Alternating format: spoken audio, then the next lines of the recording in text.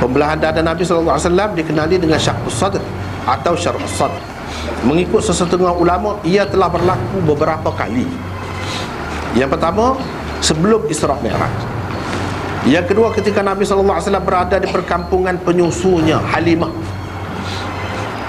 Inilah dua syaqqus sadr yang masyhur dan popular di kalangan muhaddithin. Ramai orang timur. Sebab dalam Quran tak ada syaqqus sadr. Tak apalah tak ada dalam Quran, tapi ada dalam hadis yang sahih kan. Syaqqus sadr, belah dada tu, syaqqus sadr. Lain, syar'us sadr lain. Syar'us sadr itu pun kita terima juga. Syaqqus sadr pun terima juga. Tapi yang jelasnya satu, itulah ceritanya. Bismillahirrahmanirrahim. Kehidupan Nabi Muhammad SAW sejak baginda lahir syarat dengan mukjizat dan tauladan kepada umat. Malangnya terdapat fakta-fakta yang bertentangan dengan akal di antara riwayat-riwayat keutamaan baginda. Antaranya ialah kisah burung bangau sebagaimana dalam video kami ini dan pembedahan dada baginda. Kemuktabaran kisah Nabi di belah dada di sisi Ahlus Sunnah wal Jamaah dalam kitab Sahih Muslim yang disusun oleh Imam Muslim bin Hajjaj, jilid pertama, penerbit Darul Ihya Al-Kutub Al-Arabiyah, muka surat 147. Pengarang meriwayatkan an Anas bin Malik anna Rasulullah sallallahu alaihi wasallam atahu Jibril sallallahu alaihi wasallam wa huwa yal'abu ma'al ghilman. Anas bin Malik melaporkan bahawa Jibril datang kepada Rasulullah ketika baginda sedang bermain bersama rakan-rakannya. Fa'akhadhahu fasara'ahu fashaqqa an qalbihi fastakhraja al-qalba fastakhraja minhu 'alaqatan faqala hadza hazzu syaitani minka. Ia menangkap dan merebahkannya, lalu dadanya dibelah, hatinya dikeluarkan, kemudian gumpalan darah dikeluarkan, lalu berkatalah malaikat, itulah bahagian syaitan di dalam dirimu. Thumma ghasalahu fi tashtin min zahabin bima'i zamzam thumma la'amahu thumma a'adahu fi makanih. Kemudian ia membasuhnya dengan air zam-zam di dalam mangkuk emas dan disatukan kembali ke tempatnya. وجاء الغلمان يسعون إلى أمه يعني زئرة فقالوا إن محمدا قد قتل فاستقبلوه وهو منتقع اللون. قال أنس وقد كنت أرى أثر ذلك المخيط في صدره. Kanak-kanak itu pun berlari ke arah ibu pengasuhnya dan berkata, sesungguhnya Muhammad telah dibunuh. Mereka semua meluru ke arahnya dan mendapati baginda baik-baik sahaja. Warnanya berubah. Kata Anas, aku sendiri melihat tanda jarum di dadanya.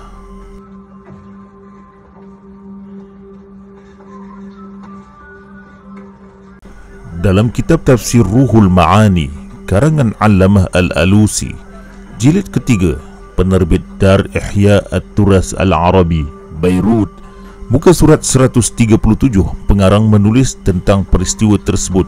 Wala yakhfa anna al-akhbar fi hadzal bab kathirah wa aktharuha mudawwanun fi sihah wal amr la imtina' fih.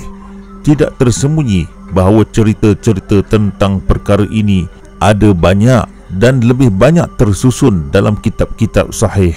Perkara itu tidak ada halangan padanya.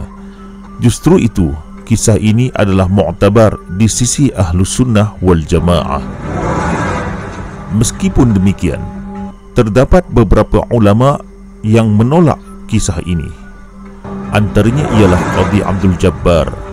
Beliau merupakan ulama Mu'tazilah di kurun keempat Hijrah dan mengkritik kesahihan kisah Nabi di belah dadanya. Namun kitab beliau telah hilang dan tidak dapat dikesan pada zaman ini. Pandangan-pandangan beliau hanya dapat dikesan dalam nukilan para ulama tafsir. Antaranya ialah Imam Fakhruddin Ar-Razi. Di dalam kitab tafsir Fakhruddin Ar-Razi, jilid ke-32, penerbit Darul Fikr, cetakan pertama tahun 1981, muka surat 2. Pengarang menulis, ma ruya anna Jibril alaihi salam atahu wa syaqqa sadrahu wa akhraja qalbahu wa ghasalahu wa anqahu minal ma'asi thumma mala'ahu ilman wa imana wa wada'ahu fi sadrih. Diriwayatkan bahawa Jibril alaihi salam mendatangi baginda, membelah dadanya, mengeluarkan hatinya, mencucinya, membersihkannya dari dosa-dosa, kemudian mengisinya dengan ilmu dan iman, dan meletakkannya kembali di dalam dadanya. Wa'lam annal qadi ta'ana fi hazihi riwayah min wujuh. Ketahuilah bahawa sesungguhnya Qadi Abdul Jabbar mencabar riwayat ini dari berbagai sudut. Ahaduha anna riwayata anna hazihi alwaqi'ah innama waqa'at fi hali istigharihi alaihi salam wa dhalika minal mu'jizat fala yajuzu an tataqaddama nubuwwatuh. Salah satunya ialah riwayat peristiwa ini terjadi ketika baginda masih kanak-kanak, dan mukjizat itu tidak dibenarkan terjadi mendahului kenabian baginda. Wasaniha anna ta'thir al-ghasli fi izalatil ajsam wal ma'asi laysat bi ajsamin fala yakunu lil ghasli fiha athar. Kedua, kesan penyucian dalam menyingkirkan jisim, padahal maksiat bukanlah jisim, justru itu penyucian padanya tidak ada kesan. Thalisuha annahu la yasihu ay yamla'a al-qalba ilman balillahu ta'ala yakhluqu fihi al-ulum. Ketiga, tidak sahih hati baginda dipenuhkan ilmu, bahkan Allah lah yang menciptakan ilmu pengetahuan di dalam hati baginda. Syekh Mahmud Abu Rayyah, beliau merupakan ulama Ahlus Sunnah yang terkenal di Mesir, lahir pada tahun 1889 dan guru kepada Muhammad Rashid Ridha. Mahmud Abu Rayyah di dalam kitab Adwa' ala Sunnatil Muhammadiyah atau Difa' ala al-Hadith, cetakan ke-6, penerbit Darul Ma'arif, muka surat 158, di bawah tajuk Hadis Ta'an Syaitan likulli bani Adam illa Isa wa ummuhu. Hadis syaitan menikam dengan jari setiap bani Adam melainkan Isa dan ibunya. Wa minal masihiyat fil hadith ma rawahu al-Bukhari an Abi Hurairah anna an-nabi qala kullu ibni Adam yat'anu syaitan fi janbihi hina yulad ghaira Isa ibn Maryam dhahaba yat'an fata'ana fil hijab. Wa fi riwayah sami'tu Rasulullah yaqul ma min bani Adam maulud illa yamassuhu syaitan hina yulad fayastahillu sarikhan min massi syaitan ghaira Maryam wa ibnaha. Antara pengaruh masihiyat ialah di dalam hadis yang diriwayatkan oleh Al-Bukhari daripada Abu Hurairah bahawa Nabi SAW bersabda, setiap bani Adam ditikam oleh syaitan di sisinya tatkala lahir, melainkan Isa bin Maryam yang syaitan pergi menikam, tetapi ia menikam di sebalik tirai. Dalam riwayat Abu Hurairah berkata, aku mendengar Rasulullah SAW bersabda, tiadalah seorang dari bani Adam yang lahir melainkan ia disentuh syaitan tatkala lahir. Ia mula menangis akibat sentuhan syaitan, melainkan Maryam dan anaknya. Dalam muka surat 159, Abu Rayyah menulis, wa bizalika lam yuslim man ta'ana syaitan ahada ghairuhuma min bani Adam ajma'in hatta ar-rusul Nuh wa Ibrahim wa Musa wa ghairihim wa qatamihim Muhammad salawatullahu alaihi wa ala jami'an nabiyyin fanzur wa'jab. Oleh itu tiada seorang pun dari anak Adam yang selamat dari tikaman syaitan kecuali mereka berdua, bahkan para rasul Nuh, Ibrahim, Musa dan lain-lain, dan penutup para nabi Muhammad, semoga selawat Allah ke atas baginda dan seluruh para nabi. Lihatlah dan alangkah anehnya.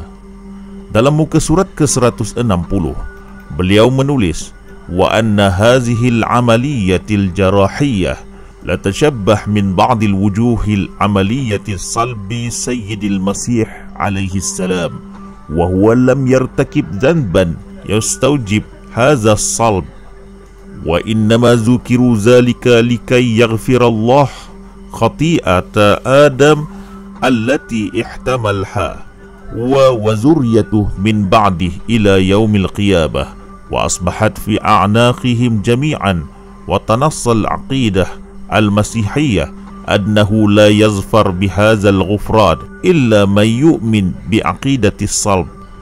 Sesungguhnya pembedahan ini menyerupai banyak sisi penyaliban Al-Masih Isa alaihi salam, iaitu baginda tidak pernah melakukan dosa harus disalib. Mereka menyebutkan demikian itu semata-mata agar Allah mengampuni kesilapan Adam alaihi salam beserta sekalian zuriat setelah baginda yang membawa dosa di tengkuk mereka sehingga hari kiamat.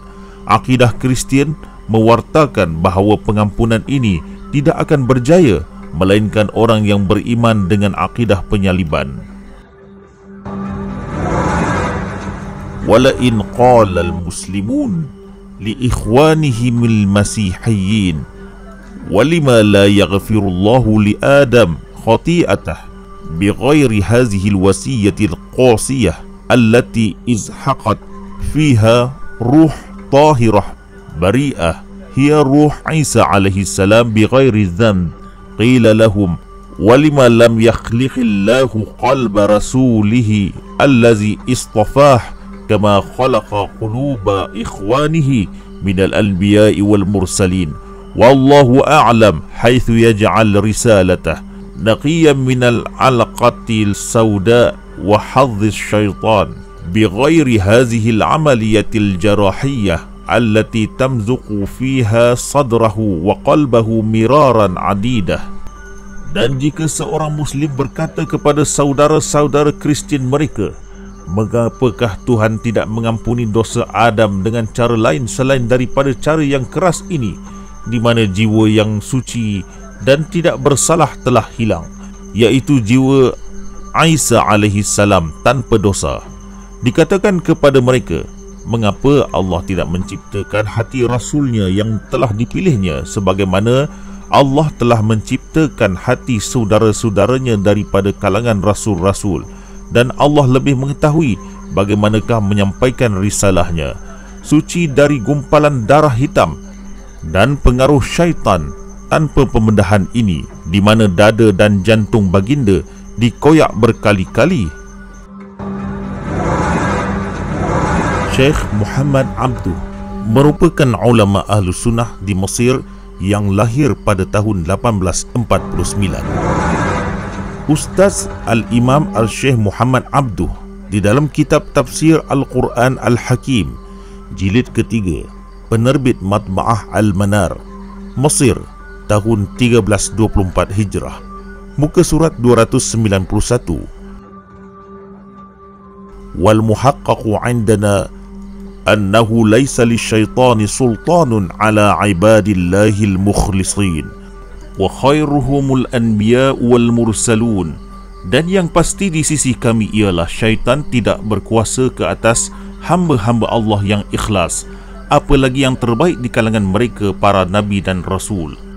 Wa amma ma warada fi hadits Maryam wa Isa min anna syaitana lam yamsashuma wa hadithi islami syaitanin Nabi sallallahu alaihi wa alihi wasallam wa hadithi izalati hazzi syaitani min qalbihi fahuwa minal akhbari dhanniyah li'annahu min riwayatil ahad. Adapun yang terdapat dalam hadis Maryam dan Isa tidak disentuh oleh syaitan, dan hadis keislaman syaitan pendamping Nabi SAW, termasuklah hadis penyingkiran garis syaitan dari hati baginda, itu adalah riwayat yang diragui kerana ia adalah kategori hadis ahad.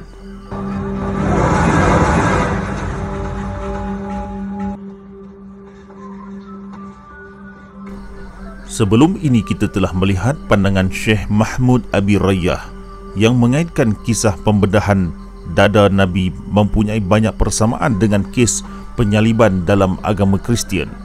Walau bagaimanapun, seorang pakar sejarah di Lubnan, Ja'far Murtada Al-Amili, menegaskan dalam kitabnya berjudul As-Sahih min Siratin Nabiyil A'zam sallallahu alaihi wasallam. Beliau berkata, hadis ini berasal dari riwayat di zaman jahiliyah. Dalam kitab Al-Aghani karangan Abil Faraj Al-Isfahani, jilid keempat, penerbit Darus Sadir, Beirut, cetakan ketiga tahun 2008, muka surat 99. Pengarang menulis tentang kisah dongeng di zaman jahiliyah. Kana Umayyah naiman faja'a ta'irani fawaqa'a ahaduhuma ala babil bait wa dakhala al-akhar fashaqqa an qalbihi thumma raddahu ta'ir faqala lahu ta'iru akhar aw'a qala na'am. Tersebutlah Umayyah sedang tidur, lalu datanglah dua ekor burung. Seekor daripada keduanya hinggap di pintu rumah, seekor lagi masuk dan membelah hatinya. Kemudian ia mengembalikannya. Berkatalah burung yang satu lagi, sudahkah engkau menyimpannya? Jawabnya, iya. Dalam riwayat tersebut, burung itu membelah dada Umayyah dan mengembalikan hatinya sebanyak 4 kali. Percanggahan riwayat tersebut dengan sejarah. Dalam kitab Sirah Ibnu Hisham, jilid pertama, penerbit Darul Kutub Al-Arabi, cetakan ketiga tahun 1990, muka surat 190, terdapat bab Halimah mengembalikan Nabi Muhammad SAW kepada ibunya dikarenakan peristiwa pembedahan dada baginda. Namun dalam muka surat ke-192 terdapat bab Sababu akhar li ruju'i Halimah bihi SAW ila Makkah. Sebab lain Halimah mengembalikan Nabi SAW ke Makkah, iaitu sebabnya ialah khawatir apabila Nasrani dari Habsyah berkata, anna mimma haja ummahu as-Sa'diyata ala raddihi ila ummihi ma'a ma zakarat li ummihi mimma akhbaratha anhu.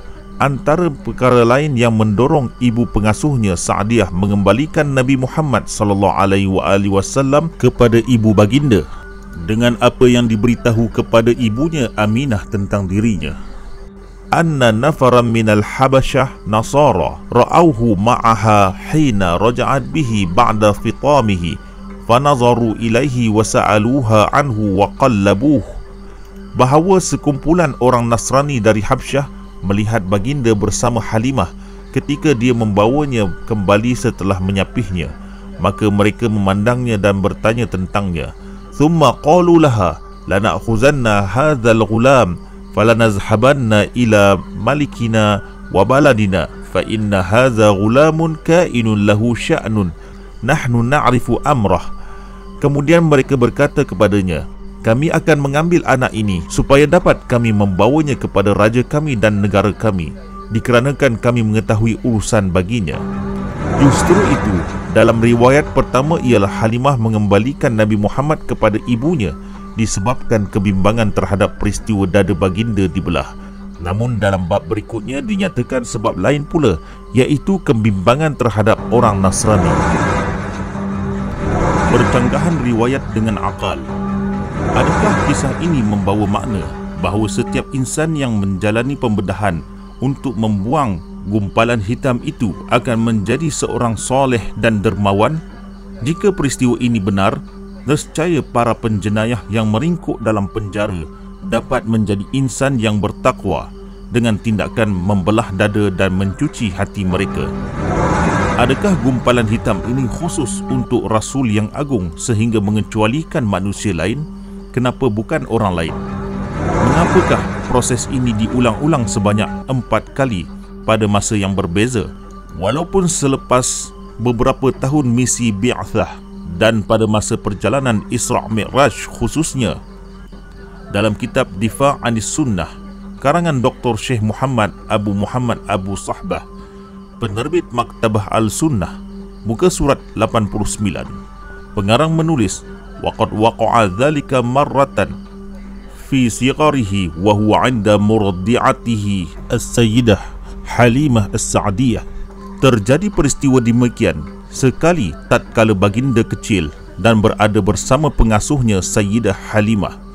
Wa maratan ukhra 'inda al-Isra' wal Mi'raj, sekali lagi tatkala Isra' dan Mi'raj. Wa sabata syaqq as-sadr aidan 'inda al-bi'tsah, dan disabitkan pembedahan dada baginda juga terjadi ketika bi'tsah. Apakah gumpalan hitam sentuhan syaitan itu kemudian tumbuh semula setelah disingkir? Apakah ia jenis kanser yang tidak berkesan dengan satu pembedahan? Apakah ia muncul setelah lama hilang? Tidakkah pembedahan dada ini menyakiti tubuh badan baginda? Mengapa Nabi kita dipilih untuk proses demikian dan tidak berlaku kepada mana-mana Nabi terdahulu? Atau mungkinkah Muhammad yang merupakan Nabi terbaik dan paling sempurna sahaja yang memerlukan pembedahan ini? Jadi, bagaimana baginda boleh menjadi lebih baik dan lebih sempurna daripada para Nabi lain? Percanggahan riwayat dengan Al-Quran. Akhirnya, tidakkah kisah ini bercanggah dengan apa yang disebutkan dalam ayat-ayat suci Al-Quran yang menunjukkan bahawa syaitan tidak mempunyai jalan untuk mengatasi hamba-hamba Allah yang ikhlas? Qala rabbi bima aghwaytani la uzayyinanna lahum fil ardi wa la ughwiyannahum ajma'in illa ibadaka minhumul mukhlisin. Iblis berkata, wahai Tuhanku, kerana engkau telah menjadikan daku sesat, maka demi sesungguhnya aku akan memperelokkan segala jenis maksiat kepada Adam dan zuriatnya di dunia ini, dan aku akan menyesatkan mereka semua, melainkan hamba-hambamu di kalangan mereka orang yang ikhlas. Surah Al-Hijr ayat 39 hingga 40. Inna ibadi laisa laka alaihim sultan. Sesungguhnya hamba-hambaku, tidaklah ada bagimu syaitan sebarang kuasa untuk menyesatkan mereka. Surah Al-Hijr ayat 42. Innahu laisa lahu sultanun 'alal ladzina amanu wa 'ala rabbihim yatawakkalun. Sesungguhnya syaitan itu tidak mempunyai sebarang pengaruh terhadap orang-orang yang beriman dan yang berserah bulat-bulat kepada Tuhan mereka. Surah An-Nahl ayat 99. Kesimpulannya, hadis Nabi dibelah dada oleh malaikat untuk mencuci gumpalan hitam akibat sentuhan syaitan. Kononnya terjadi berkali-kali atas Nabi Muhammad SAW, telah dicatat dalam kitab-kitab Ahlus Sunnah wal Jamaah dan disahkan kesahihannya oleh kebanyakan para ulama mereka. Namun terdapat beberapa ulama lain yang menolak kesahihannya walaupun mempunyai sanad yang baik dan diriwayatkan oleh Imam Al-Bukhari dan Imam Muslim. Penolakan ini disebabkan banyak faktor, seperti kajian bahawa ia menyerupai kes penyaliban Nabi Isa AS, pengaruh jahiliat di samping mempunyai percanggahan dengan ayat-ayat Al-Quran.